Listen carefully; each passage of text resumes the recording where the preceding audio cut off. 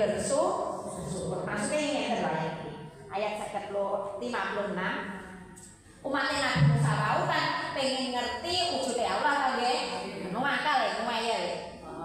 Mari ngono agek ngomong ngoten langsung kesamping bledeng mati. Bar wis mati kabeh oleh Allah diuripne eneh. Berarti uripne bingung lho. Aku mau mati kok urip eneh.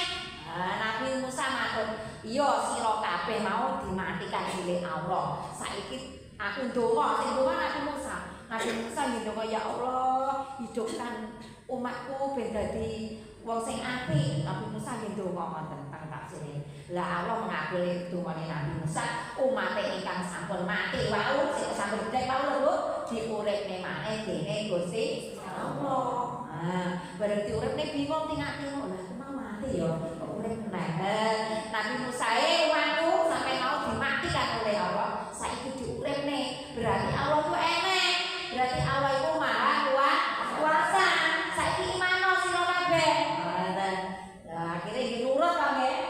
La'alakum tashkurun supaya sira kabeh bersyukur. Maknane ayat iki dalam bahasane Allah niku maha kuasa, iso nurune bledek, iso nurune udan, iso mateni wong, iso nurune wong.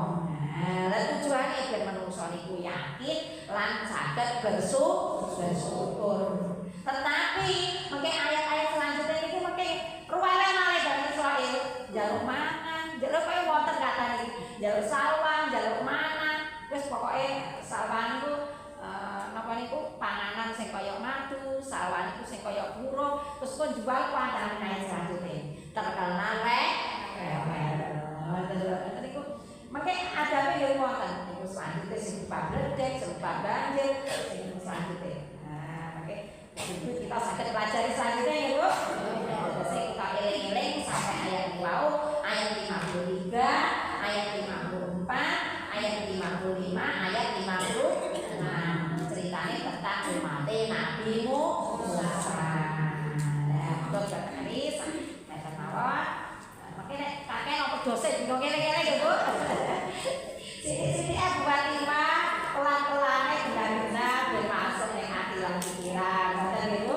Saged eling-eling teng terakhir wau umat Nabi Musa wau pengen ngerti wujude Allah, akhirnya Allah nyambel bledek dhumateng tiyane wau mati, bermati uripne, ben percaya lan bersyukur.